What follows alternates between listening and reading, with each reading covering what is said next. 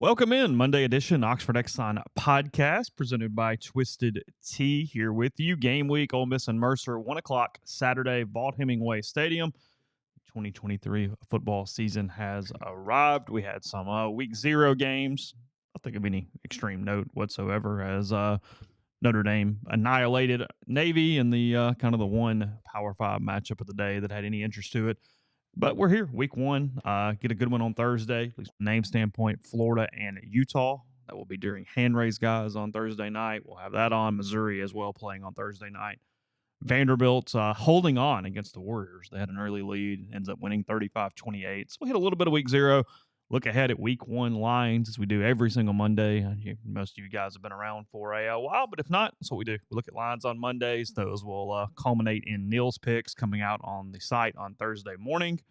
Presented by Service Specialist for that. Get to that here in a little bit, but sort of the plan today as football season is here. The Oxford Exxon Highway 6 West in Oxford. Been telling you the last couple of weeks, get ready for your tailgating. Get ready to watch some TV around the tube.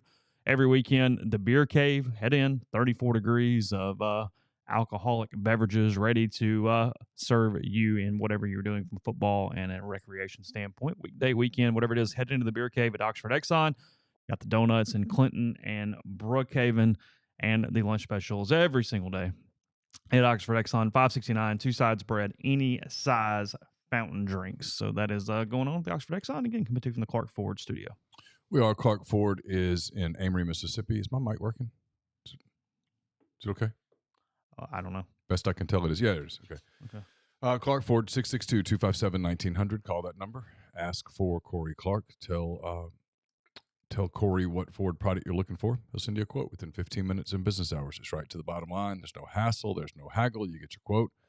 And the rest is completely up to you. You can shop that quote around, or you can do what I've done. What I recommend that you do, and that's hop into a Clark Ford today, 662-257-1900. Guest join on the Campbell Clinic hotline. The Campbell Clinic is in Oxford now, 2608 South Lamar Boulevard, Suite 102, just across the street from the cottages at Hooper Hollow. The Campbell Clinic provides full-service orthopedic care.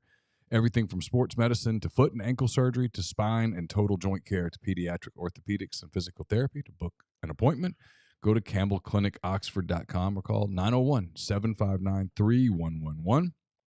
Walk-ins always welcome at the Campbell Clinic, Monday through Friday, 7:30 a.m. to 4 p.m. Again, had some football over the weekend. Mercer knocking off at UNA. With Alabama, I think 17-7 was the final, something like that. In that one, it was not an overly spirited effort, not a lot of yards on either side. I'm not going to break down Mercer and UNA as if we're still, as we always say, talking about Mercer on Monday in a week. Something went drastically wrong from an injury or a result standpoint for the Rebels here in the opener in that one. Vanderbilt, I guess the one consequence of the weekend, because it was it's the one opponent Ole Miss has that played outside of Mercer. They win 35-28 in Nashville. A crowd of 20,000, by the way, even announced for Vanderbilt. So Clark Lee does not appear to have the hearts and minds of the Nashville Metroplex at this point. That was a weaker crowd than I kind of thought. Hey, for the opener, you can get a little more than that. Like that felt bad signing in a way there in Vanderbilt, for whatever you want to make of that. As I've said, I spent a lot of time in Nashville this past summer. I was there a good bit. And never once, literally not once, got the sense that was a Vanderbilt town. Oh, and not in any capacity whatsoever. I mean, the closest thing is they wear the skyline on their helmet occasionally. I mean, you see more Tennessee stuff, Ole Miss stuff, Auburn stuff, Alabama stuff, various school stuff. Hell, you see more Belmont stuff than you do Vanderbilt stuff. That's a good point, Drew. In their defense, there was a delay of about 2 hours and change on Saturday night with weather in the Nashville area. I think they ended up kicking around 8:10, something like that. Instead of 6:30. That likely contributed. Yeah, sure. But I was reading the box score and saw sold tickets 20,000 and went, it's not ideal. I don't know. I'm assuming that the box score was right, Joseph. I think seats wise they were at around 40. I think that's right, but I could be off. But that's kind of what I think there. AJ Swann's a pretty good quarterback. He had a good day. Threw for 250 something yards. Threw for 3 touchdowns. but not good. I know, like, everybody was trying to make it out, hey, I'm telling you, Hawaii is a lot better. And I'm like, stop.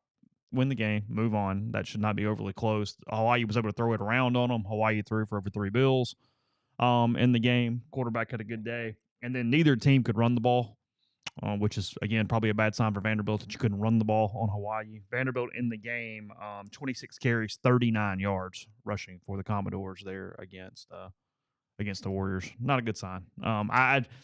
The odds of the bowl hopes went on a little for me. I hate to overreact to week 0, but I'm just telling you, I kind of watched that and went, finding 6 is going to be a challenge here for Mr. Lee and his Commodores. Yeah, I'm going to have a difficult time today with the shows I'm doing. I just didn't see any football. I watched, like I told you, I probably saw 10 snaps of Notre Dame Navy, and that's all I saw. Saturday I was tied up. I just didn't see football. So it's hard for me to comment. I don't even know who won some of the games. Like, did Jacksonville State win? They did. Yeah, I think so. I think they pulled that off. That's good. Rich Rod got him a win. There. Notre Dame completely annihilating Navy. I tell you, I don't cheer for Notre Dame necessarily, really, ever. I mean, I don't have a hatred for them like I do some other schools sometimes, Tennessee, Texas A&M. Even maybe Michigan, I'd find myself pulling against Michigan for whatever reason, even though I don't care. But after Navy making the boneheaded decision to fire that coach last season, I went, you know what? I'm okay with you getting drubbed right here. Like, you made a dumb call, and now you get to pay for dumb call. Because I get it was Notre Dame. They were going to be outclassed. Sam Hartman had a hell of a debut for the Fighting Irish. He potentially makes them legitimate here. I mean, we'll see what else is on the roster. It's early again. Not doing the week 0, wow, because you beat a really bad team. But yeah, Hartman's a different dynamic than they're used to at quarterback there. No, he's very good. South Bend. I mean, he's real. He's very good. The little bit that I saw, it looked like they're pretty good up front. Again, it's so hard to judge anything when you're watching against Navy, so I can't make any defensive observations. Navy didn't move the ball. My take, though, is that Navy is bad, and they made a dumb decision and are now paying for that decision. Nothing against the new coach, but come on. Sure. You fired a semi-legend there. You made an emotional decision. And have now let that be this. Yeah. Which is... Yeah. I'm probably going to benefit here from not having seen much. I didn't see enough to make even an observation. Well, there wasn't enough games to make like, again, Notre Dame won 42-3. Yeah, I'm just about Notre Dame. I mean, Hartman looked good. You could tell that, like you said, he brings an element to that. I mean, they play team. Ohio State in 4 weeks. Does he look that good? Yeah. Well, no. But they play SC, though. He's more than competent. I will also say this from games on Saturday. Again, one game. Not doing anything that gets called back later. But SC scored a lot of points, and SC gave up a lot of points. Their defense got shredded at times by San Jose State. It looked like a Lincoln Riley team. It looked like Oklahoma. It looked like a team that still was not sound enough defensively to be a national title team. Yeah, the one thing I'll say about that is I always go back to 2021. If you remember that Ole Miss team, early in the season, they couldn't stop anybody. Literally won a game where they gave up 51 points. But by the end of that year, that was a pretty good defense. Sure. And so sometimes when you're installing a completely new scheme and a lot of new personnel, it takes a minute. So I'm going to give. Are you preparing for when Mercer runs for 4:15 on Saturday to go, hey, new system, new coordinator, guys?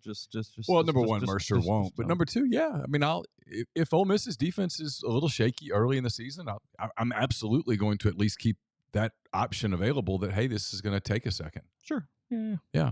So I'll give USC at least a week of grace there. It's probably a bad sign. But again, I go back to 2021, and I do this to myself all the time. Ole Miss's defense that day against Arkansas was abysmal. And by the end of the year, they were winning games because they were good on defense. They were. It's fair. So sometimes you just got to give something a second. No, I get it. Just saying. Like, you just watched it and went, I don't know, kind of looked like what I thought they were going to look like. I mean, because here's the thing. You got a sample size on Lincoln Riley not playing a lot of defense, so you got to prove it to me. Cool. If it happens, sure. But you're going to have to give it to me. More you're going to have fair. to see that. Sure. That's how it was. Going to have to get there. That's how it was with Ole Miss in 2021. I mean, I can remember saying, hey, we don't know if they're going to be able to stop anybody until they stop somebody. Yeah, Mercer, again, it was Mercer UNA. UNA is not very good. They could not move the ball on Mercer at all. Mercer, frankly, did not move the ball on UNA much at all. They didn't throw the ball much at all. It was all running and just kind of running into the line and getting tackled. It looked rough. It was hard to watch. It was just kind of on in front of me there for a little bit. They're small. They are really small. They even seem smaller than most FCS teams that I kind of follow and have seen Ole Miss play over the years. That was the biggest thing that stuck out to me. That's when they just have no size. So it's going to be Saturday what it's going to be. So I can pre-write the column. Again, if you can't, I have questions. That is where I just sort of watched them. Another ranked. They went 7-4 last year. All the FCS stuff. Yeah, sure. But here's what also would happen. It was a winnable game for Mercer. They did win, but it was a competitive game. And UNA is not like they have a bunch of SEC players. So they were on an even footing, and Mercer was the more talented team. What I saw, too, and this is going to be, while the game is competitive on Saturday, Mercer's challenge, is that there's a lot of heat, obviously. It was hot Saturday. It's going to be hot Saturday. It was hot Saturday. They played a lot of players. I pointed this out on the message board this morning. They played about 50 players, which is more than Ole Miss ever plays in a game. And offense and defense, not counting special teams. Yeah. Well, you can do that against UNA because they're trying to do it too, and you're managing reps. And look, you have to. I mean, guys can't play 80 plays in this heat that we're going to get this weekend. At the same time, you get into these reserves for these teams, and you're really seeing some fall off. I mean, the first 11, okay, fine, whatever. But that 37th dude down the bench that's going on and on and on, it's a little different TV watching from a viewer standpoint. Yeah, what is your column on Saturday? What are we doing? It's not about Mercer. No, it's probably it's either going to be about what they do at quarterback with rotating quarterbacks, and does it look like they're actually still trying to determine what they're doing at quarterback, or are we just playing the game? Or it'll be the problem with even writing about Tulane is that I don't think the Tulane game is until nighttime. South Isle. Yeah. I don't know. It will be about nothing. I'm in the vast minority, I think, of people who follow college football fans who hate these games. Period. Don't think they should exist. If I were the TV people, I'd say no. Play somebody. I like them being the opener because you don't have a preseason game. I get them more annoyed when they're in the middle or late in the season. Yeah. Does that make sense? Sure. I kind of will give you the week one benefit of, hey, okay, do it now, do it early, get it out of the way. I mean, because this week we get Ole Miss Mercer, we get Western Carolina at Arkansas, Southeastern Louisiana at Mississippi State, UT Martin at Georgia, Alabama A&M at Vanderbilt, South Dakota at Missouri. I mean, just a lot of that. It's just not a lot. If I were the TV people, I'd be. I mean, your national ESPN game at 6:00 at 2:30 is Auburn, a 37-point favorite over UMass. Is it really? Your 6:00 game on ESPN is New Mexico, a 38-point dog at Texas A&M. And those are your games. From a broadcasting standpoint. Hey, that UMass quarterback wasn't bad the other day. They won. UMass knocked off New Mexico State. Awesome. Hey, might give you a quarter here. Your SEC Network game at 6:30 is Middle Tennessee at Alabama. It's a 37.5-point line. Okay. Got some crazy pill stuff a little bit. I mean, you didn't see enough to have an opinion. Sure. I get that. You probably saw the message board thread. The first down thing. Yeah. Clock no longer stops after first downs. More NFL type with its clock management. Okay, fine. I don't have a problem with it. My issue, though, and look, we're going to have to see some sample sizes. Does the play count even change, really? I saw that, especially on the board, SC last year averaged 70 plays a game. They ran 69. Okay, same thing. Mm-hmm. Didn't affect anything really whatsoever. My question a little bit, though, and I posted this, is it's not like baseball. Because in baseball, you're still getting 27 outs to win a baseball game. The actual gameplay does not change any at all. I don't necessarily understand the celebration that the game is going by faster because you're taking the actual game away. You're not lowering commercials. We're not doing anything to kill the commercials and kill the dead space. We're simply playing less football. That makes no sense to me why you celebrate that. Like, hey, we got a problem with game time here, so let's just cut part of the game. That's illogical to me versus, hey, trim the damn commercials, trim the TV timeouts, get rid of this, get rid of that. I can't make that make sense. You can't trim the TV timeouts when you've become this dependent on the TV money. But when you're a fan, why are we celebrating less plays? Yeah, I don't hey, know. That was awesome. That went faster. Wait, you saw less game time. If that's the case, why don't we just cut all baseball games to 4 innings? Hey, you'll be out in a damn hurry. Yeah. Don't worry about having to watch it. Like I'm getting emotional about it because I'm annoyed. Yeah, I don't get it. I'm going to bother you here. I don't have an opinion on it. It just seems illogical to me that we go, hey, this is awesome. I get less of the thing I'm paying a stupid amount of money to see. Yeah, I'm of the opinion that whether it's commercials or gameplay or whatever, 3 hours and 45 minutes for a football game is too long. Well, and that's where we were headed. We were headed to that. Well, sure, but time. You're still not seeing, like, you're just seeing fewer game plays. Yeah, you're seeing the same amount of commercials. It's actually making the broadcast less efficient, in theory. Yeah, the same to less. I get it. I'm sitting here for fewer time, but I'm seeing less plays and the same amount of commercials. Hold on a minute. No, I get it. I guess I don't know. It doesn't. Again, I didn't see enough to have an opinion Saturday. Tyler Siskey sent me a text that pointed out that the Notre Dame Navy game got done, kick to whistle in less than 3 hours.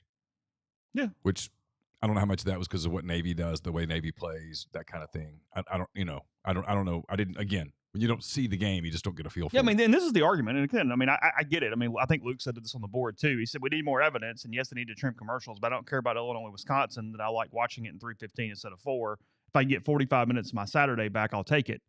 Sure, but again, you're just getting the same amount of commercials. Like I can't wrap my mind around that argument. That I mean, okay, just don't watch the Illinois Wisconsin game until the middle of the second quarter. Then, like, and I'm not going to you, Luke, obviously, but I'm just like I don't. In games you do care about, you're just seeing less of it. There's only 12 games of the teams you like. Sure, I feel like somebody got around a conference room and said, this is the argument, but we're not really going to think through the entire thing. And we're just going to tell everybody this is better. But nobody goes, hold on a minute, though. What are you actually cutting? You're still getting all your cash. Yeah. You're still doing all this. You're just taking the actual thing I care about away. And then we're going to celebrate it? I don't know. Seems a little weird to me. That's all. Never seen you this worked up. Well, that's not true. I've been pissed off about A&M and stuff. Oh, you're pretty passionate about this one, though. I'm on edge. I told you. I got stuff going. I'm just in a little bit of a... I feel like we're enemies now, Luke. Curse you. I feel like I'm letting you down here. I didn't see enough to have a thought on it. I just don't like... I think it's a false equivalency to baseball. Baseball's not trimming gameplay. Sure. They just sped the game up. Yeah, that's completely different. Yeah. Still 27 outs. Yeah. It's the one sport where there is no clock, so you're still having to execute a certain number. I mean, it seriously would have been like baseball going, hey, we really got to trim this. We're playing 7.5 innings now. Okay, everybody go, well, hold on, what? Right. Well, hold on a minute. You said right. Same thing. That's what I don't get. Because I think the other part of it that nobody, that doesn't get talked about enough. But here's the thing. Not to interrupt. Yeah. This is where college sports has been heading for a long time. They've become drug dependent on the TV money. They pay the coaches way too much. Lane Kiffin says this much. He's right. I mean, coaches making $10 million is silly. They have these watered down staffs full of analysts and all this stuff. They've got all the recruiting stuff. They do all the stuff that they do. It's all of that stuff is dependent on the TV money. So when you're dependent on the TV money to the point that college athletics has become dependent on the TV money, they dictate a lot of things. They become the boss. Oh, sure. You know, I mean, if you're the one supplying the money for something, well, you're going to have a say in it. If you're the one funding a party, you're going to have a say in the party. If you're the one funding a political campaign, you're going to have a lot to say about. Oh no, it's where I blame the administrations because they allow it. At some point, you're letting. I mean, if one side goes, "Hey, I want this," okay, I want this, okay, and you get told yes 1,000 times. Well, okay. So when that's not on the person who keeps getting what they want. It's on whoever gives it to them. So when the TV people come back and say, "Hey, look, we've got to figure out a way to shorten this product," and by the way, taking commercials out isn't one of those ways. you can't be surprised that this is the route they go. We've been headed this way for a long time. The administrative glut at all of these schools. I'm going to break my computer in like 2 weeks when one of these talking heads, national guys, goes, "This is awesome because they did it for player safety." And it's like, shut up. They did it for money. No, they Quit. No, they did it for money. They did it because the TV people were tired of the games. They parceled out a 3-hour and 30-minute window, and a game goes 350 because they can't. It's to my same argument that I've been making for months, and I will be proven right or wrong over the course of the next decade, is that you are doing everything to heighten the ability for fans to watch teams they don't care about at the harm of the teams they do care about. It is more about, hey, you're going to sit around on Saturday, and this is cool because I don't really care. So if Wisconsin, Illinois goes faster, I don't care. Mm-hmm. You know what I mean? Sure. If I'm watching Notre Dame, Oklahoma at night, okay, sure, I enjoyed it. I got enough or whatever. But now the team I actually care about, I go here and I've been planning my entire week around this, and I'm at the game. And because of the clock rules, this team runs the ball. My team got 2 possessions in the first quarter and a half. And I'm like, oh my God, the game's basically over. So you know what I mean? It's this, everything they're doing with a lot of this movement is toward heightening the casual instead of what you actually care about every day. Absolutely. It boggles the mind. Been where it's headed. They're not concerned about the people in the stadium. They're not watching the game. The NFL rule is a problem from the standpoint, the NFL rule is not necessarily a problem, but it's okay, and it doesn't demean college football to say they're not the same sport and the same product. College offenses aren't as efficient at doing that the way the NFL is too. You know what I mean? Like, the NFL moves in a different flow because that's their sport and the way they do it. And look, I mean, you can complain about the way the NFL does some commercials with some of the commercial, but for the most part, they don't have the same issue college football does with the way the programming goes. No. It's just not the same thing. No. So again, you're trying to fit a college game into an NFL window while having a completely different infrastructure to do so. It's completely illogical. I just don't. And it's not even necessarily about this one rule for me. I mean, I am getting a little emotional, but it's just one more step on the thing I keep talking about. It's like, is somebody going to look up and realize that you guys are literally killing everything at the root here? Not until there's visible signs. Until it's too late. But because right now, the argument would be, if someone were in the room with you right now having the debate, they would say, it's not dead. There's no damage. There's no root damage. They would say, look at Auburn. Auburn's playing UMass. There's a 0% chance Auburn loses on Saturday. Sure. Sold out season tickets. Sure. Breaking records. Ole Miss is playing Mercer. There's a 0% chance the game is competitive. It literally is impossible for the game to be competitive. Right? Sure. 1 o'clock in the afternoon. It's going to be 91 degrees. At kickoff, it's going to be full. Oh, sure. So they're going to say, there you go. It's perfectly healthy. It's an incredibly flawed argument. Of course it is. But that's what they're going to say to you. Look at the crowds. And they won't say, and don't, people go, well, USC. They'll say, don't tell me about that. Tell me about the schools that matter. Look at they'll have a massive crowd in Orlando for LSU, Florida State. Massive. And again, we'll have to see what the actual play changes are. We don't know yet. Right. It's, again, 1 week. The flow is whatever. Navy was always going to be a fast game. Sure. They run the ball. It typically is. Yeah, sure.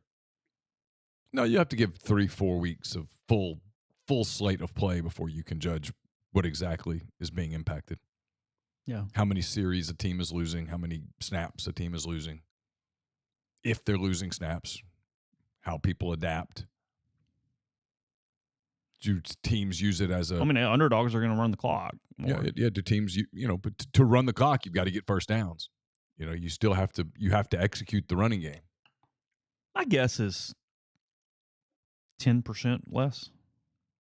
It's a guess. If you ran 70 plays, now you run 63 on average. Just makes you be more efficient.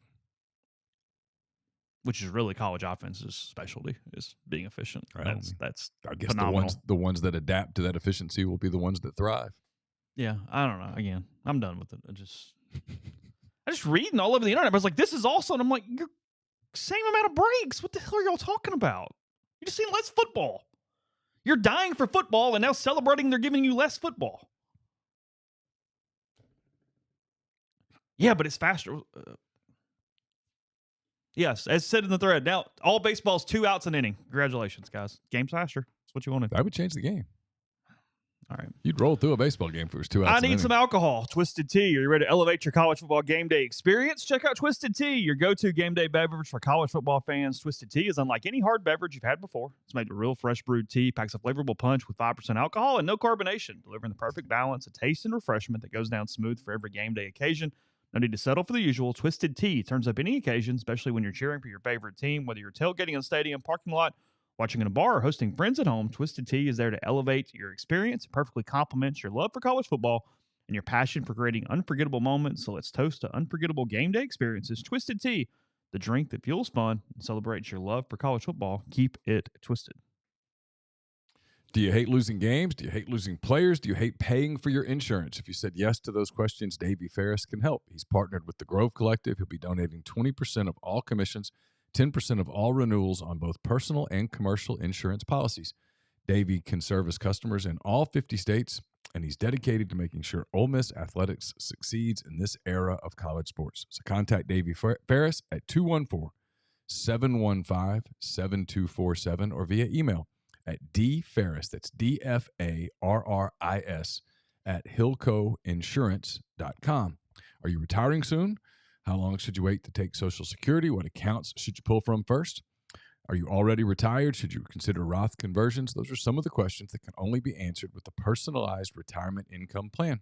Andrew Seago with Seago Wealth Management specializes in helping folks just like you come up with their retirement game plan. Whether you meet at his office in Collierville or prefer Zoom from anywhere, schedule a free discovery meeting and see what he can do for you. It's rebelsretire.com. Stress out about the Rebels, not your money. Again, rebelsretire.com. We're brought to you by Comer Heating and Air, Southern Air Conditioning and Heating. Different names, same great products and services. If you live in Oxford, Tupelo, or the surrounding area, call Comer, 662-801-1777. If you live in Hernando, Memphis, or the surrounding area, call Southern, 662-429-4429.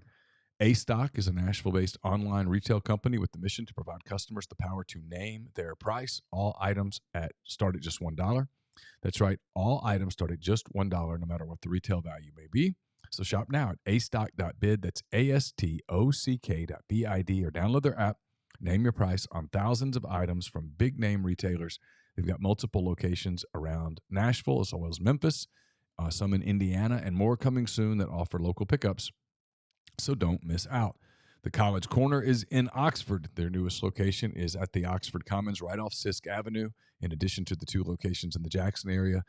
The one in Oxford, more than 4,000 square feet of the best Rebel gear, plenty of parking available. Their staff will have you in and out and ready for the Grove in no time this weekend. It's open now, again, just off Sisk in the Oxford Commons. Check out their website, collegecornerstore.com. Game Changer patches are the only 2-patch system available in the market to stop hangovers before they start. The warm-up patch used before or while you drink. The overtime patch used after you've been drinking to recover while you sleep. The all-natural ingredients will keep you in the game and ready for your next play. Go to GameChangerPatch.com. Promo code RebelGrove20 at checkout for 20% off your purchase. Podcast is brought to you by Johnston Hill Creamery, johnstonhillcreamery.com. Get those tailgate packages ordered this week. They feed 10, 20, or 40, depending on the one that you need. You can pick them up on Friday or Saturday. They take care of everything for you to get your stuff ready in the Grove, where you're tailgating this weekend for Ole Miss and Mercer. Again, 1 o'clock game. So make it simple here at Johnston Hill Creamery. They're located inside Chicory Market now. That's where you pick it up. So call ahead, order online. johnstonhillcreamery.com is the location for that. You can also give them a call, 662-419-9201. Back for another year there of helping you tailgate in the Grove. Again, tailgating packages with johnstonhillcreamery.com. Podcast also brought to you by G&M Pharmacy, 662-236-2222. They deliver locally in the Oxford area, and they offer MedSync to fill your prescriptions the same day each month and take care of you. 1 trip to the pharmacy, 1 delivery, and you have everything you need when you need it with G&M. They also will help transfer your medications. 1 phone call, they take care of the rest. So again, that is 662-236-2222. Let's see. We got lines for the week. We'll have these again in Neal's picks on Thursday morning to kick off another season. What season of Neal's picks is this? Oh gosh. When did we start that? I don't even know. Do you? Yeah, it was like 2009. Oh, was it that far back? Yeah. Really? Yeah. Wow. Dave Childers told me at the time it was just a really bad idea. Did he really? Yeah. Because you couldn't pick against Ole Miss. That's what Was that the gist? His argument was you could not pick against Ole Miss, and I was like, I don't think it's going to be a big deal. And for the It's only been a big deal a couple. Now, when it's been a big deal, it's been a really big deal. But yeah, for the most part, I've been right. Took a little proof of concept time for everybody to chill out. Yeah, there were some people that were triggered. Outside of Shea Patterson and Houston Nutt, it's mostly been fine. Most people are in on the joke, and so it works. The people that aren't, well, they're not. Sorry, freshman on the 09 team and Sean Patterson. I apologize. Yeah. Danny Nutt and Sean Patterson. That's right, Danny Nutt. Where's Danny these days? I don't know. I don't either. Houston retired from broadcasting. Yeah. He had a really good broadcast run, actually. Yeah. What, almost 10 years? That doesn't shock me. No. We give Houston a lot of grief, but that doesn't shock me. He's a great personality. Yeah, sure. Yeah. Oh, whatever, and his straw hat and the whole deal. No, he did a good job. I mean, I think right at, let's see. Yeah, like 11 years with CBS Sports Network or whatever as an analyst. That was pretty good run. Yeah. All right. SEC games only this week in Neal's picks. Is that what we're doing? Yeah. Yeah. That is correct. Yeah. I was curious. I was looking through it. There was a ton of games. I thought about adding Texas and Oklahoma to the slate this year, and then I was like, nah, it's just more work. Yeah. They're not. There will be a time. There will be a day. Instead, they get to play UCF and Cincinnati in conference games this year. They do. It's gonna be fun. Yes. Hey, Texas, what do you got this week? At UCF, Big 12 game. Got going here. It's great. Yeah. Thursday night though is a good night for football. Let's see, 6:30 is when the Power 5 games kick off on Thursday night. That is with NC State, UConn. Jim Mora and his Huskies at home against the Dave Doran and the Wolfpack. We've kind of gotten past the Dave Doran jokes every week. We've moved into a different phase here, but they do NC State and UConn here at 6:30. UConn was fun last year. They were better. Yeah, they were actually. It's what happened with UMass on Saturday. They won a game and you went, good job. Like the bad teams doing a little bit. I mean, no, look, let's not make New Mexico State out to be some team that's really been putting fear in a lot of hearts here lately. But the only thing I saw with New Mexico State was that they entered the stadium wearing like these parkas or whatever, and it was like 1,000 degrees, and they're wearing these big wool things. And I saw that. What are you doing? You might have lost the game in the pregame. I didn't realize they lost until today. Is it New Mexico or New Mexico State that Larry Rose played for? My running back I really liked a few years ago. Was that New Mexico or New Mexico State? I don't know. I New Mexico, I think.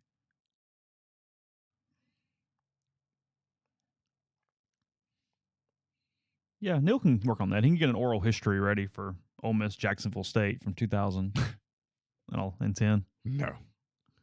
All the memories and the nuts and bolts of that day. The big thing I remember about that whole week was just the Masoli drama all week long. Because they played Stanley a lot that day. Yeah. Did Masoli get cleared like the day before? Yeah. They win the game if they just play Masoli. Yeah. I remember watching it, never thinking they're really going to lose. Like, I remember going, hey, okay, sure. Even in the fourth quarter. Well, yeah. Even on the last drive or whatever it was, they completed. It's the one that gets hidden because you got Arkansas 15. Jacksonville State completed like a 4th and 26 or something. Like throw it down the thing. Yeah. I think it was Blanchard and wasn't like Tig Barksdale playing for Jacksonville State that year? He did. Is that right? That's correct. There was a lot of stuff. There's a lot. I mean, looking back, you're right. You could get a lot of stuff from that day. I don't know if Houston would sit down with you for a 2-hour Jacksonville State retrospective, but I would hope not. You would hope not. That way I could say, well, Houston didn't want to do it.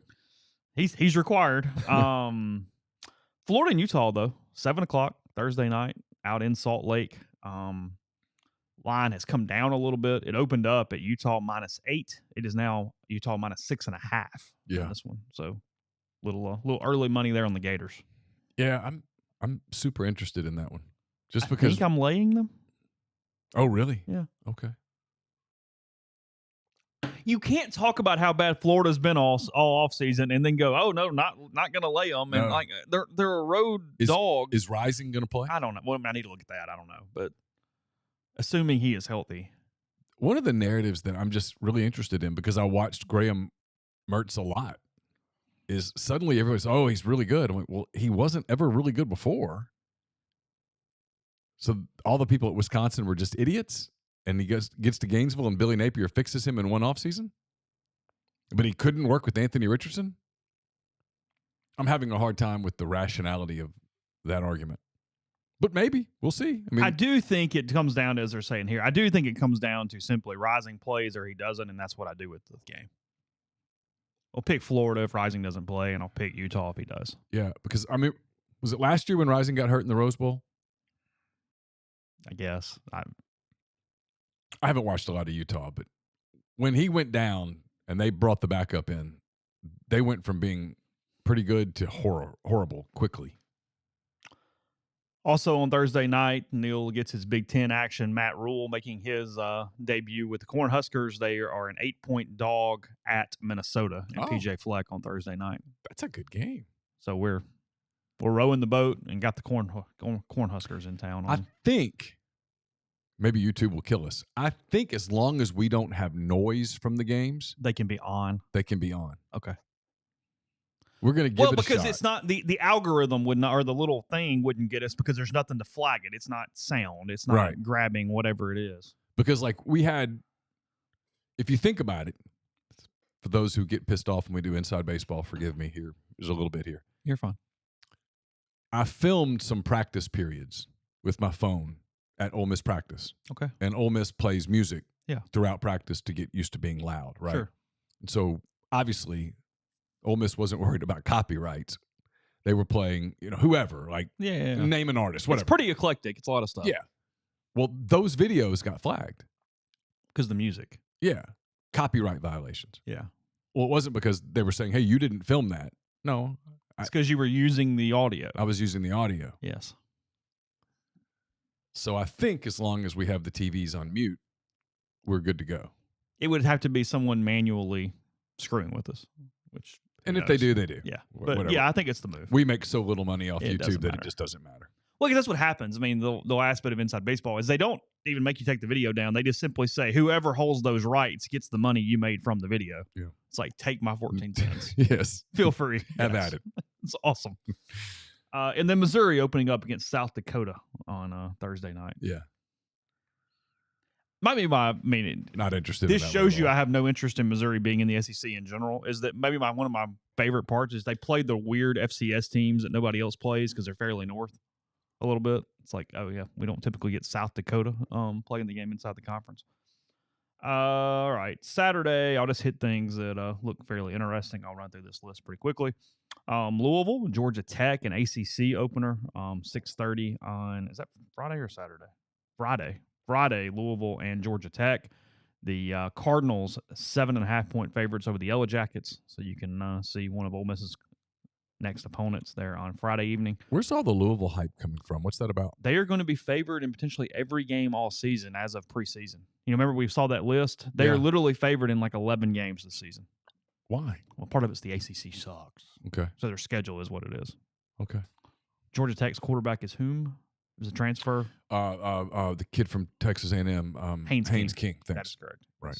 Okay. Stanford plays Hawaii on Friday night. If you'd like a 10 o'clock kick in that one, you can see the Cardinal and the Warriors. I'll be out. You good? I'll be done. Okay. I love when ACC teams play at 10 o'clock at night. Virginia and Tennessee, 11 a.m. on Saturday for this one. Line's about what we thought it would be. Tennessee 28 over the Cavaliers in this one. Virginia is not good at football. That game's at Nissan in Nashville. Oh, is it really? Yeah. Oh, okay. Sounds good. Ton of orange. Tennessee's going to win. Yes. It's fine. For sure. You going to lay them? Probably. Yeah, I think so too. TCU minus 21 against Dion in his debut on Saturday. I mean, you talk about no idea. It opened at 16. It's gone to 21. I mean, I don't know how anyone can make an observation on what Colorado will or won't look like with 60 new players. My guess is they'll look abysmal, but I don't know. I don't know what I would be best basing that on. On games I'm interested in watching, that's up this. Is it really? A little bit. TCU lost a lot. Still better than Colorado, obviously. Yeah, I mean, I would think.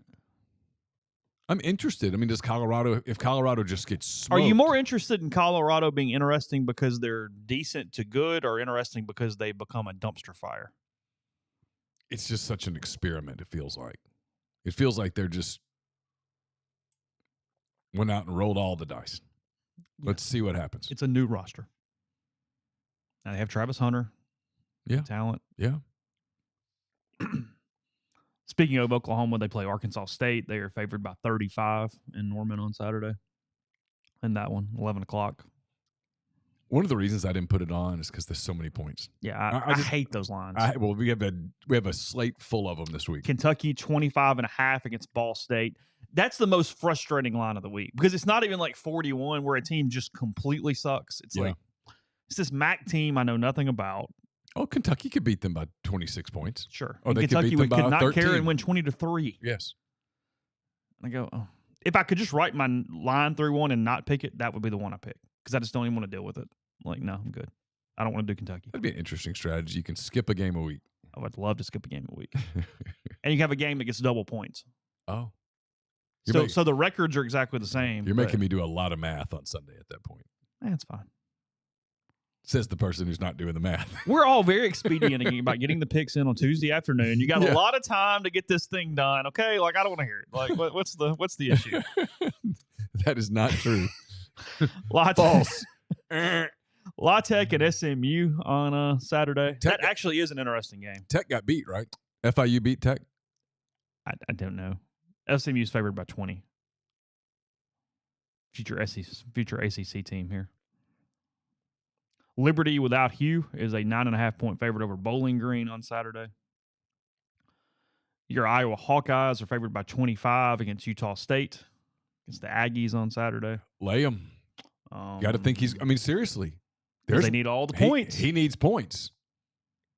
They will run it up because he needs points. There are no rule about how you get the points. You just have to get the points. All right, flipping through. I know there's a lot of bad games. I apologize. Sneaky game at 2:30. Washington minus 14 against Boise State. If you had it on late fourth quarter and just viewer guide standpoint, if you're curious, there's that. Where's the game? It's in Seattle. Oh, okay. Or they're the home team. I assume it's in Seattle. Auburn favored by 37 against the Minutemen. Yeah. Yeah. Huge number. I think I'm picking UMass to cover because I think they're going to score a few points. Because if I get into a mode where I think UMass is going to score 13 points, I'm like, is Auburn scoring 50? Do they care? Is Hugh going to run it up in the opener? Hugh has a history of kind of being a little bit of a slog in the opener with are you getting 2012 Hugh that was losing to Central Arkansas, or are you getting the Chad Kelly Hugh that beat everybody like 81-3 in the non-con? I don't think they have a Chad Kelly. Well, they don't. No, they have a Peyton Thorne. I mean, my initial inclination is to take UMass and all the points. Auburn will win, but if you tell me Auburn only won by 31, I'd buy it. Yeah, I'm agree with you. I think that's what I would do too. I think that's where I'm sitting with this. But if you told me, like Larry Joe points out, if you told me that Hugh really wants to impress the family and just keeps on rolling. Yeah, I mean, as Ed said, UMass was kind of impressive on side. Like you watched them and went, they don't suck. Like not good, but the name on the helmet, you think worst team in the country. God, they're pathetic, and you go, no, they were competent. Quarterback was okay. Okay, he threw it around a little bit. All right. If you tell me he throws it around a little bit, okay. Okay. I have a hunch that the Auburn message boards will not accept that justification if the game is kind of close in the third quarter, but Oh, they'll be calm. Yeah, you get on there and get guys. UMass is just really good. They really took a step here. You should post on there. I should. They would like you. They would Get thoroughly. all the They notifications. thoroughly enjoyed my interactions.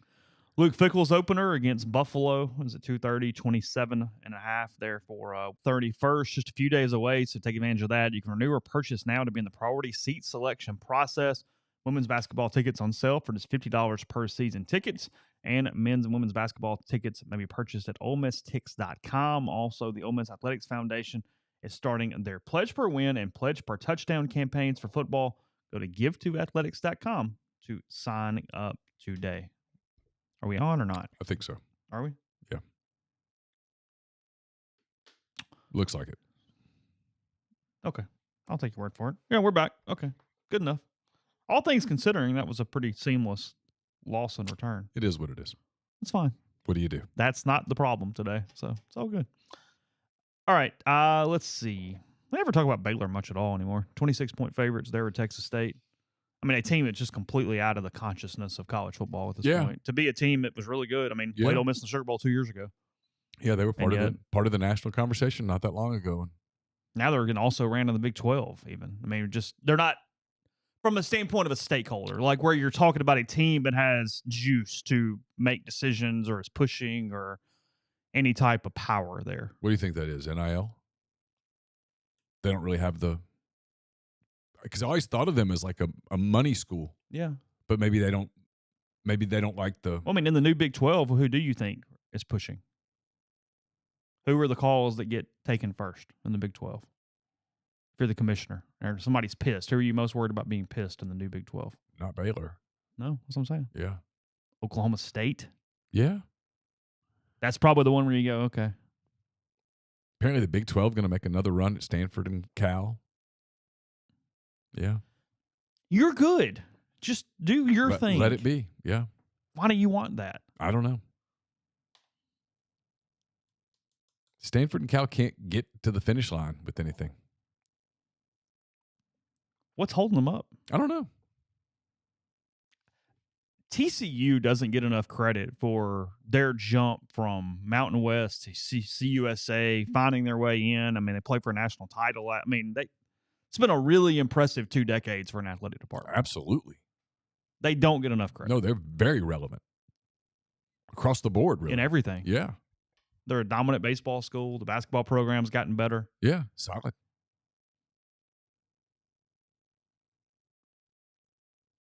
I know I've said this a lot. They really benefit from SMU not being anything because you can kind of take Dallas a little bit. I mean, you're not Dallas's team, but you know what I mean? I mean, you're not dealing with that across town where they're pumping out the same type of thing. Right. They found a good spot. Yeah. Working out well there. They've done really good. They're kind of the poster child for how to sort of figure out a niche and figure out your spot and be relevant. Vanderbilt's going to go to 2-0. They play Alabama A&M at 6 o'clock in Nashville on Saturday. We say this. They have lost to East Tennessee State in recent years, but I'm going to assume they're going to go 2-0 on Saturday. I felt bad for A.J. Swan on Saturday. I'm like, I know y'all won or whatever, and he's a good quarterback. He really is. He's legitimately good. Yeah, Swan's good. And nothing. Just nothing around him. It just might be impossible. They're going 0-8. There are things that are just impossible. They're going 0-8 in the league. Yeah. Just might be impossible. Might not be doable. Texas A&M minus 38 against New Mexico. Sure. Come on. From a PR standpoint, I'm almost tempted to kind of lay him. I'm going to lay it. I think they're running it up. They probably need – he needs to say, hey, look at the offense. Although, look, the reality for them is coming soon. For all SEC schools, the balance is due fairly soon. You'll play games where you won't be able to trick anybody. You can trick people against the Western Carolinas and UT Martins and New Mexico States and Mercers of the world, but there will come a moment where you got what you got. You can't trick anybody anymore, and we'll find out. North Carolina, South Carolina, 6:30 in this one. South Carolina, 2.5-point dogs. North Carolina minus 2.5. I think I said 4 the other day. It's a little lower than I thought it was going to be. My initial reaction is to give me the Gamecocks and the points. But yeah, I'm taking North Carolina. Are you? Yeah. Okay.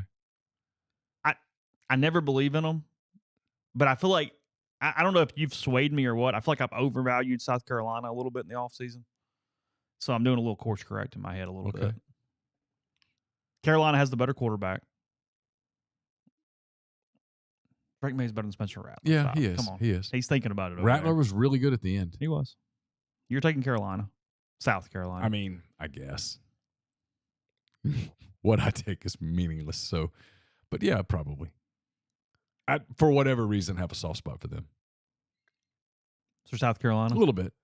I think it's because we both thought Beamer would crash and burn, and he's found a really nice niche there, and he's done much better than either one of us thought he was going to do when he was hired.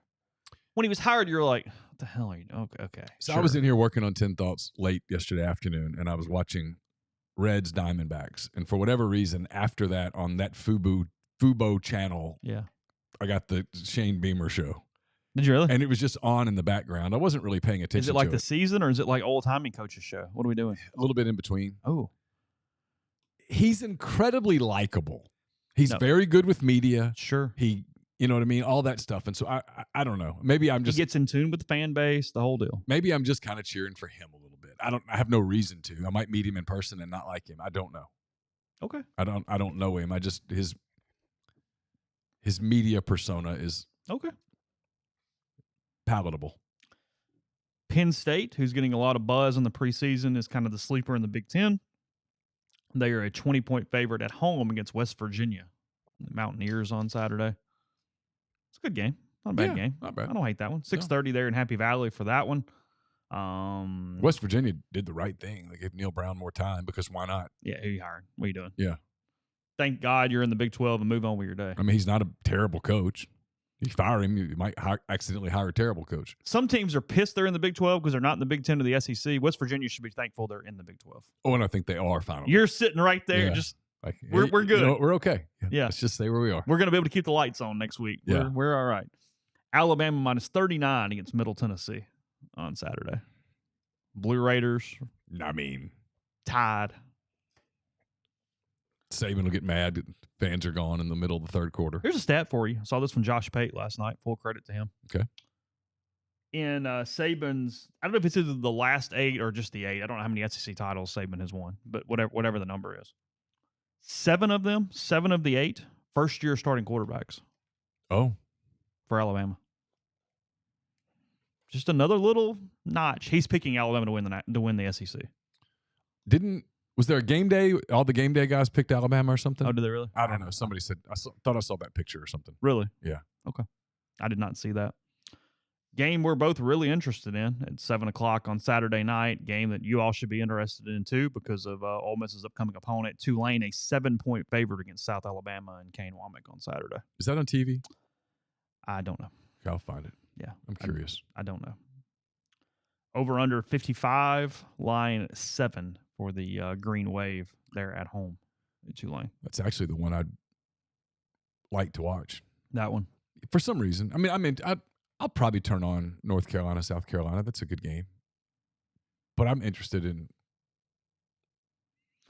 that one. If you said there's some late night chaos for a team that's decent, 9:30 on Saturday night, UCLA getting a home game with Coastal Carolina. Coastal could screw with the Bruins a little bit on Saturday night. ESPNU for South Alabama and That's Tulane. Good. Yeah. All right. ESPN2 for Ole Miss Tulane, right? I think that's correct. I think it's ESPN2. That I don't know. Okay. Sunday, you got Northwestern and Rutgers. Oh, my God, at a boring Big Ten football game. Jesus. That's bad, yeah. Oh, my God. That's really bad. That's on CBS at 11 a.m. Sunday.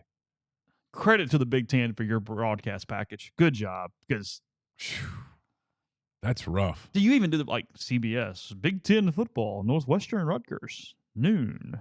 Well, if they have a requirement to show everybody once, they're like, got it over with. The Sunday prior to the NFL starting. Yeah. Yeah, go ahead and just play it. Sure. Okay. Rutgers 6.5-point favorite over the Wildcats on Saturday. Who's the coach at Northwestern now? They promoted an assistant for the year and then figured out. Didn't they bring somebody in? Oh, did they? I don't know. That was not one that. For some reason, I thought they brought somebody in to kind of be the interim.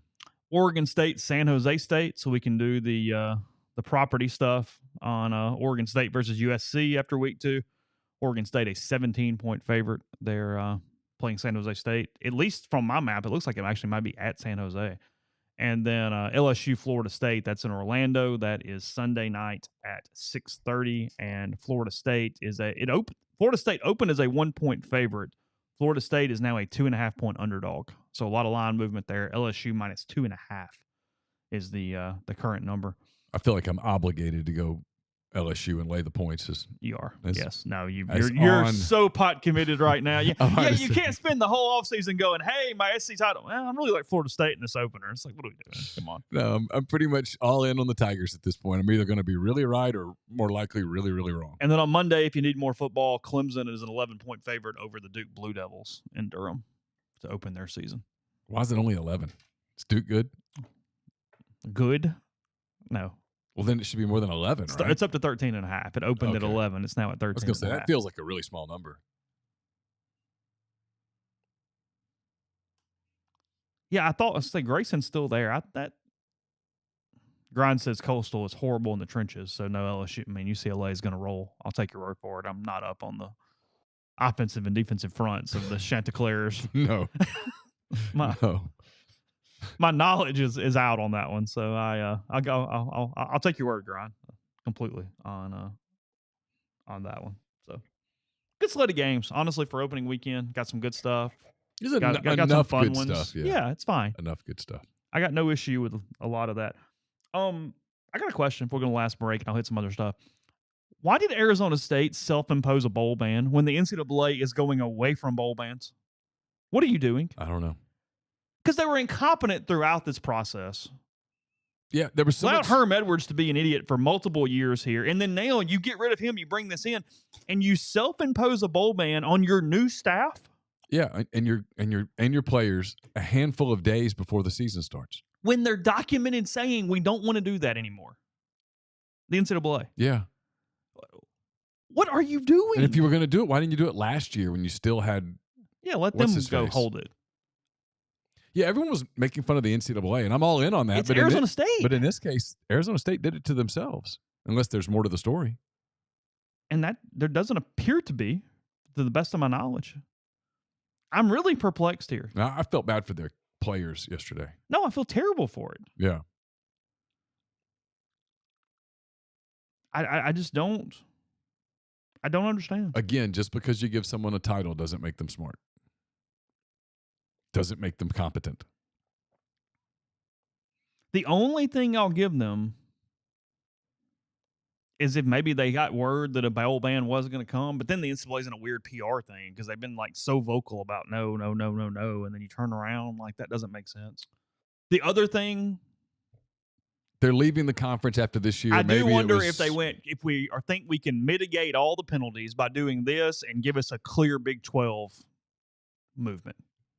That I'm speculating, but that would be still feel bad for the kids because they didn't do anything. I don't know whether they're good enough to win 6 games and go to a bowl anyway, but maybe that's part of it. Maybe they know deep down they're not any good. And hey, let's pay the penalty now while it's easy to pay. Ask about the meeting they had to find out about the bowl ban. Tight end Jalen Conyers. It was pretty short and sweet and kind of sucked. Yeah. So was your quote. Yeah. But you always feel bad for the I felt bad for the Ole Miss kids those years. I mean, it was a depressing thing. Hey, there's, we can play for each other 1 week at a time. Every game's a bowl game, blah, blah, blah. But no, I mean, that's not the point. You're always trying to get to some reward. You want to play for something.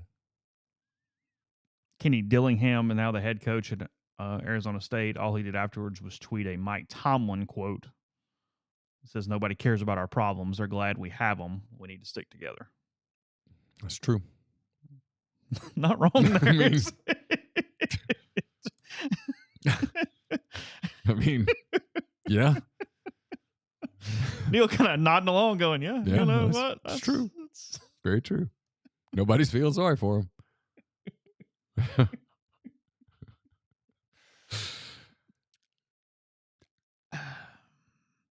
That's one of the ones from the Big 12 movement that I guess I get, but it just does nothing really for me at all. Like I can't.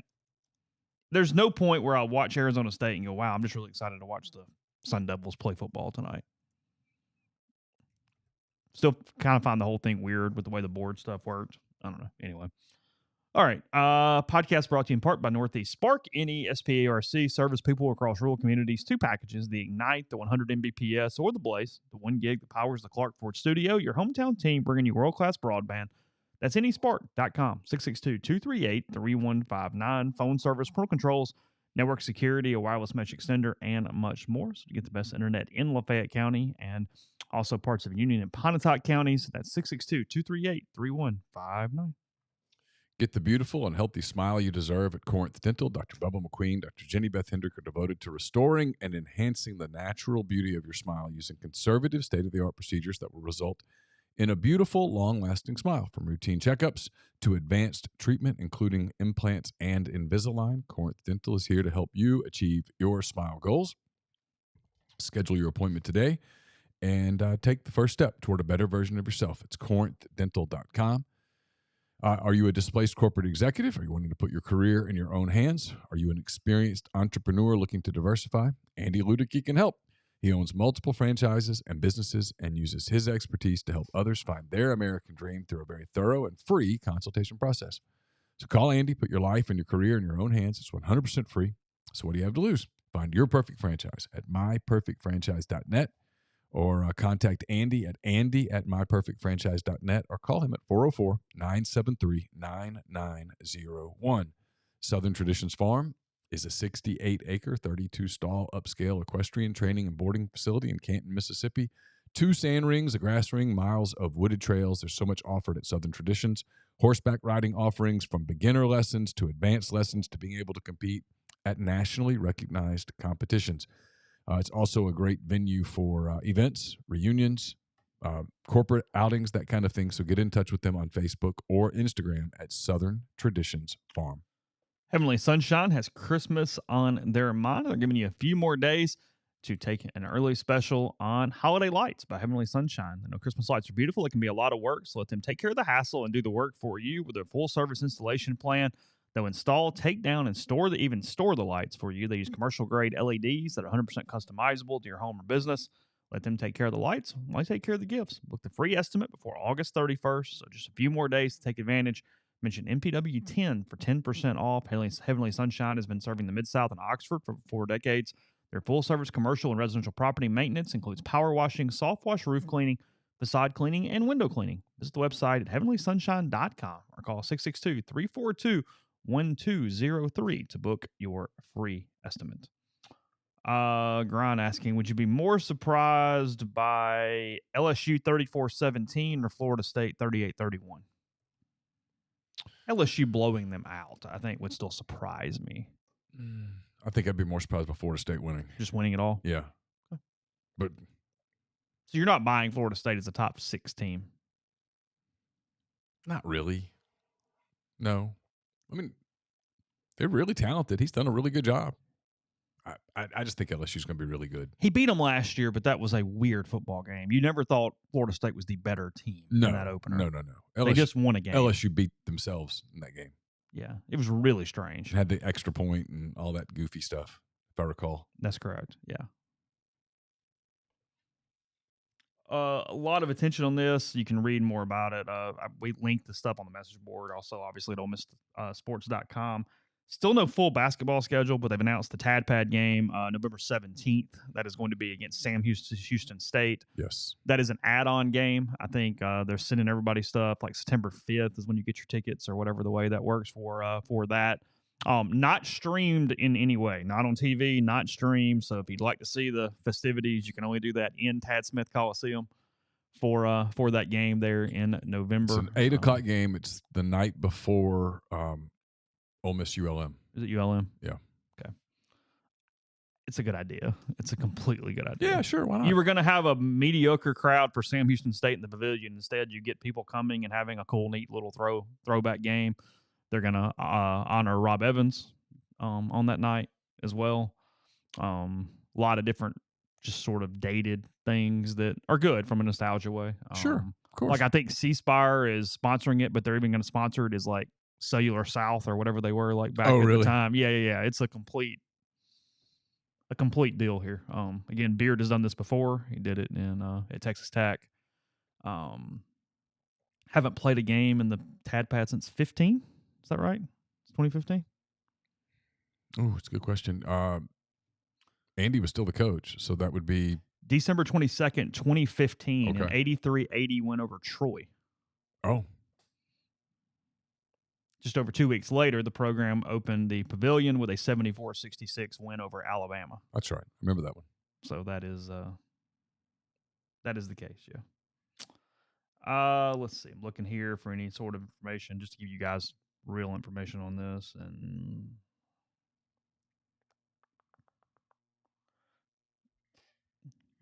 in honor of Evans' 1997 Coach of the Year award, the price for admission will be $19.97. Should seats be available the day of the game, tickets sold for $25 at the ticket office at Tad Smith Coliseum. And again, the admission is not included in the season ticket package, but I want to say September 5th is maybe the deadline for people to reserve that extra game should you want it. Will that be sold out? I think so. My guess is yes. I would assume most season ticket holders that are in town, it's the night before a football game. It's a one-time thing when there's no TV. Because the no TV thing even makes me kind of go, hey, I'll get a media pass and write about the event or something. Like, Sure. For you watch on TV, okay, fine, I've got enough. But no, I'm in. Yeah. So, yeah, I think it'll be sold out. Yeah. That's cool. It's sort of dumb and cool at the same time where I go, why not? Yeah. Sports are supposed to be fun. Let them be fun. It'll be fun.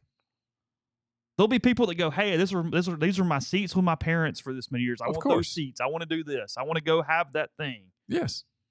There'll be some father-son moments, father-daughter moments where you go, hey, here's where I was and so-and-so. I mean, it takes a lot to kind of make Tad Smith whatever, but this is one of those things that will do that. So that's all I'm saying. It would be funny if it rained. But I hope it doesn't rain. Hope it's good weather that night. Have you asked Andy his opinion? I have not. Have you not? No. Okay.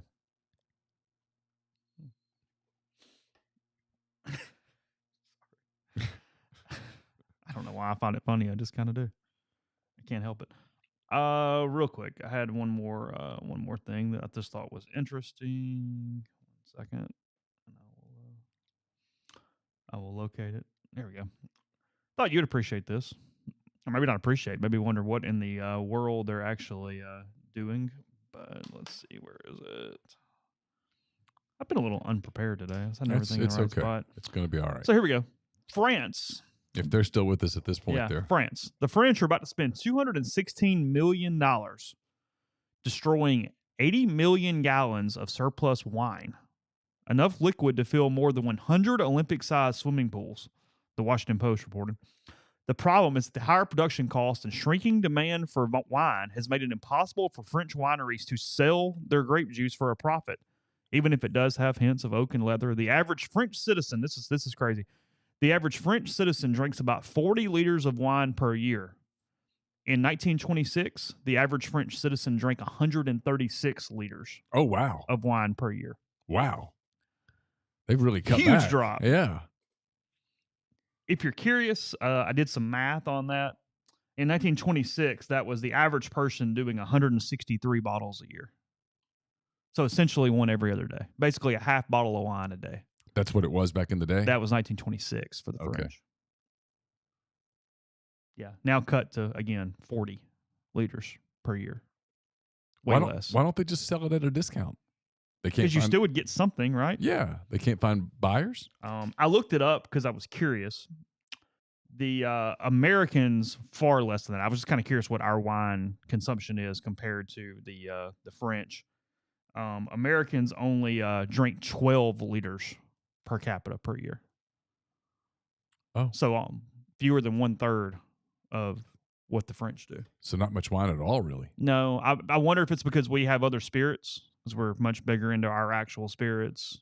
Our beer consumption would be higher than the French, I would assume. I would assume so. I wonder if that is part of what it is. Now we are France's biggest export of wine. We take more wine from the French than either company or any other country, overtaking Germany in that from a couple years ago. So there is that. But, yeah, Americans, 12 liters on average. French 40, but way down from, again, 136 in 1926. Wow. I would have thought the French drank more than that. More than a half bottle a day? Well, that was back in the day. Now it's not much at all. Yeah, that's what I'm saying. I would have thought that, I would have thought it was a bigger part of their just daily culture. The other thing that's happening, too, but I don't know why from I would our think that. consumption, it's all those things. And then it's also, I would assume, we're getting more and more by the day in the year into marijuana and psychedelics and other things that would be vices as well. I mean, it's not a huge percentage, but I do wonder if that just starts ticking up and down in different places. The other thing that's hurting the French, too, that they don't mention here is that there's just more competition. I get French wine, it's still French wine, but there's a lot of really good wine around the world, and we're starting to pick from other places. And it's not simply we get this, and that's where we do it at. I mean, it's much more diverse of where you're going to get a lot of consumption from those things. Oh, absolutely. So, that's interesting. I'd like to dive into that and figure out. Research the whys and the hows and the whole deal. Why that is. You in on that? A little bit. I've never been to France, so I don't have any feel for what French culture is or isn't. Like I am now genuinely curious. Do the French drink much beer? Yeah. I have no clue. No, I don't either. C.J. Stroud named the Texans starting quarterback after they knocked off the Saints yesterday in a preseason game. They're in New Orleans. The United States is moving to 2-0 in the FIBA World Cup, just actually at this exact second, closing out a 109-81 win over Greece to move to 2-0. All right. In the World Cup as well. And Simone Biles back, and she wins her 8th national championship this weekend as well. So there's your quick rundown from American international competition that is currently going on. I'm more interested in the Canadian team, and France went 0-2, already gone. I saw that. They're out. Yeah. Now they are a host nation for the Olympics, so they automatically are in. They do not have to qualify. Yeah, Canada and Australia are the two teams that I'm watching mostly because of Thunder players. Yeah. Okay. I'm just trying Shea Gilgeous-Alexander and I was trying to get Josh there. Giddey. Okay. Just basically hoping they don't get hurt. And then we'll hit some other sports, obviously, even though it's huge football week. But Mariners in first place now in the West. I know. They've overtaken the Rangers. The Rangers have kind of fallen apart. Rangers did no favors to the Cubs against the Brewers. We were kind of hoping for some help from the Rangers. It didn't happen. Didn't quite get that. Didn't get any. Yeah. Brewers have won 8 in a row, 9 in a row. Heading to Chicago tonight. Yeah. Okay. So we'll wrap it there. Again, Lane Kiffin today at noon for his press conference. 12:00 for Kiffin. Some players available too, I believe. Kiffin also on the Wednesday teleconference. Players available tomorrow. They did their mock scrimmage game on Saturday to close out sort of. How'd your drone work? Excellent. Good? Yeah. Borrowed the one from Oxford High. Got all the plays, the whole all 22, the whole deal. Cool. Got that. Now, here, look, the one note that I thought was relevant from Saturday's scrimmage, and I posted this at ropogrove.com, was that they tackled to the ground just because it's the only time they've done it the entire camp to that level. But it was 1s and 2s against the scout team. The 1s and 2s were on one team. The scout team was on the other team. And I'm not making fun. I did not think that any stats were relevant toward that whatsoever. Because saying so-and-so looked good, well, yeah, they're playing 3rd and 4th teamers. If they didn't, I would be much more interested. If they said, hey, look, Quinshawn had 4 rushes for 4 yards and just couldn't get going, and they couldn't block anybody, I'd go, hold on a minute, what happened? But going, hey, wow, Prieskorn just couldn't be stopped. But well, defense tackled offense to the ground. The defense tackled the scout team offense to the ground. The scout team defense did not tackle the offense to the ground. No. The first and second team defense tackled the reserves. Gotcha. Yes. So, again, I'm just saying any stats or anything you want to take from that, do so at your own peril, because it come on. It makes no logical sense. Starting and closing the show with things that make no logical sense. There we are. That's true. So, now, you weren't nearly. It's called a hook in journalism. You weren't nearly as emotional about this one though as you were at the beginning. You were pretty fired up. I'm resigned about this one. All right, Kiffin at noon. Be back tomorrow. I think we get Jeffrey back on Thursday. Got a full week of podcasts headed into Ole Miss and Mercer again. 1:00 for the first kickoff for the Rebels this season. Take care. Talk to you then.